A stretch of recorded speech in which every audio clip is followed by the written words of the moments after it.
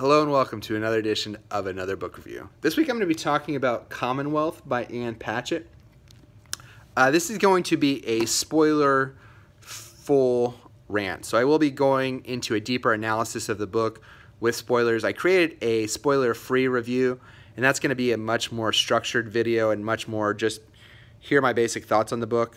I'm going to have that link in the comments below, so you can check on that if you have not read the book and want to get those thoughts. This is going to be a deeper dive, and we're all going to some of the mysteries and some of the spoily things about the book.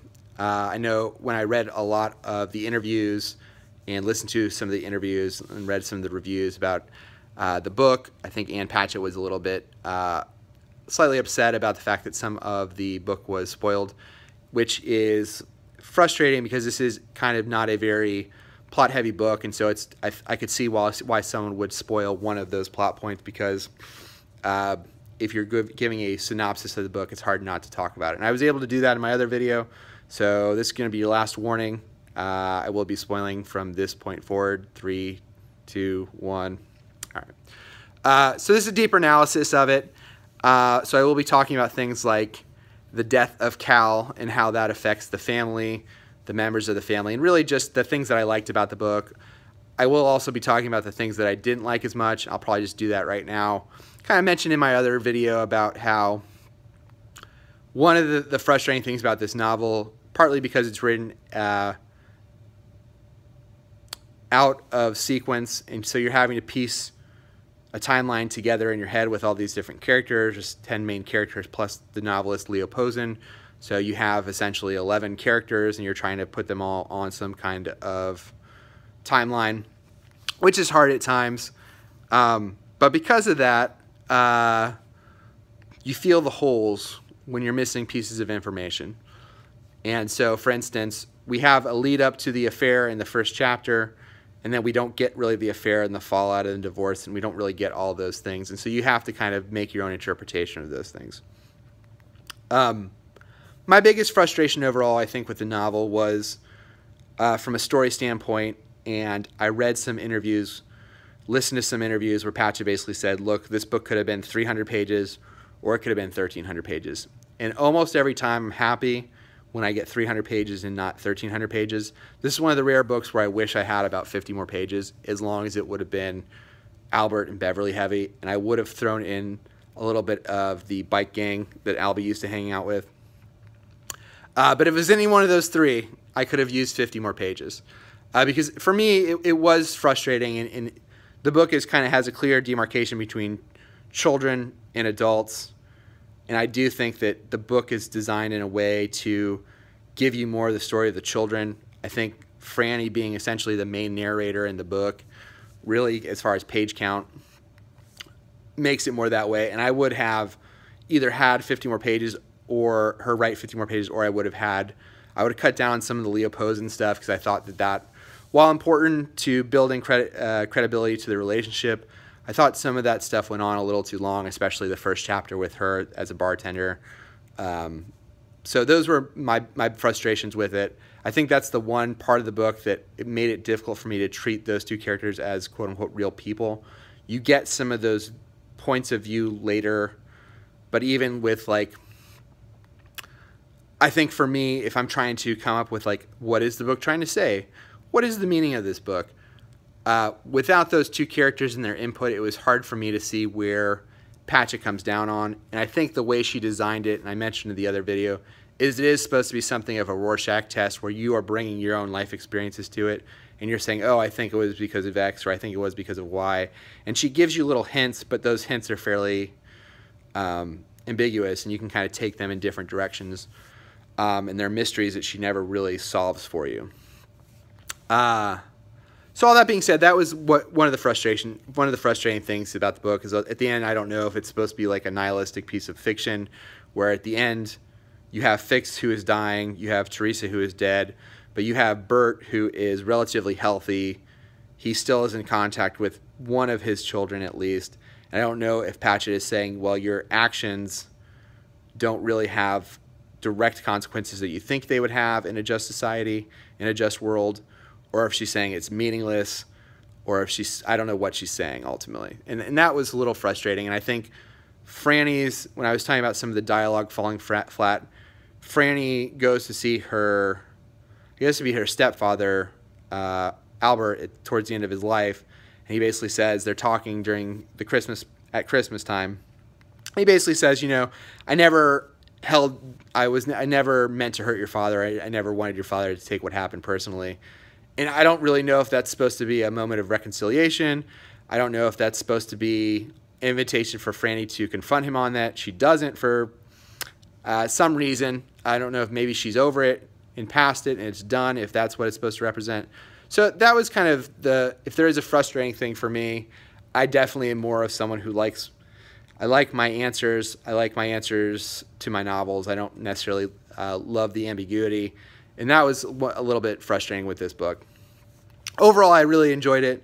And overall, I found those mysteries more endearing. But as far as trying to tell someone, okay, the theme of this book is X, this is what the author is trying to say, I think with this book particularly, it's very difficult. I do like the way that she has some of these character moments. And again, she's focusing on, I guess if you want to call it the aggrieved party. She focuses on the aggrieved party, and I think she definitely does a good job of showing that they have moved past it in most ways.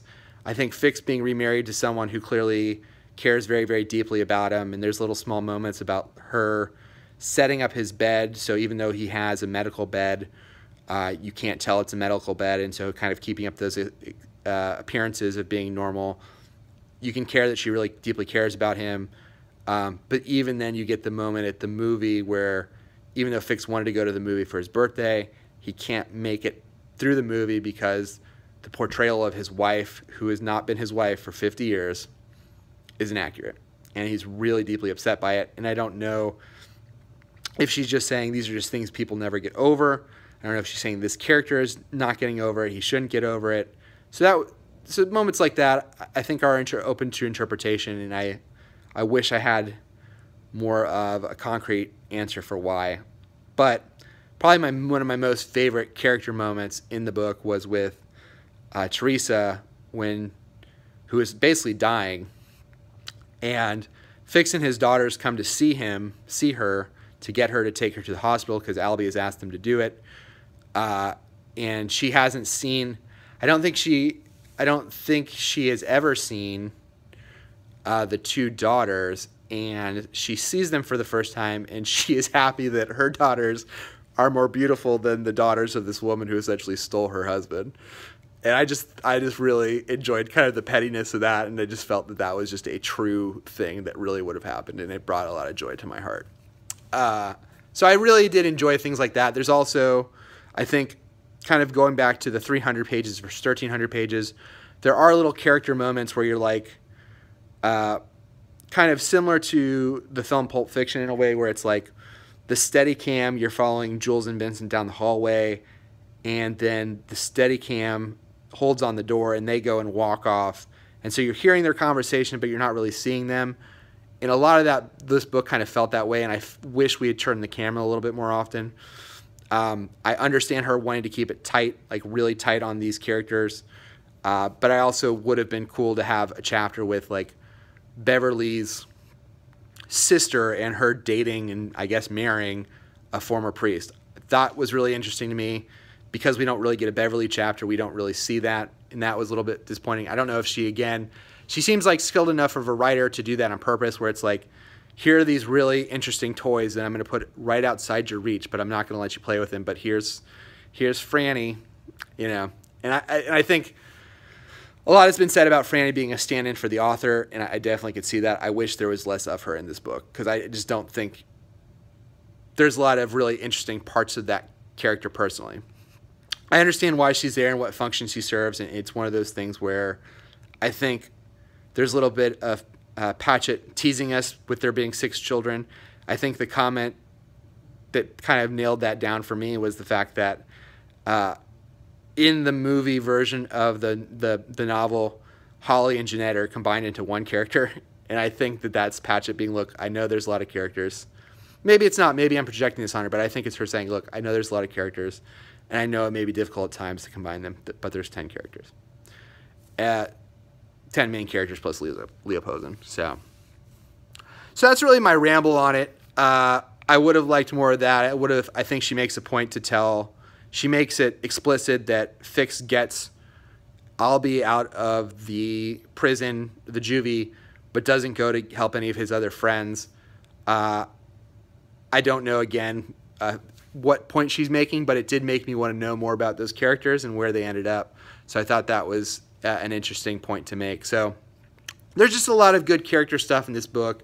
I've kind of laid out if there were any issues that I had with it, and those were really it. I even think like the stuff with Teresa and Holly, I thought did a good job of bringing out who Teresa was, and it gave Teresa to be like her own person and to learn about her life. And I think ultimately people move on, I guess, is ultimately the point of the book. Yeah, I don't know.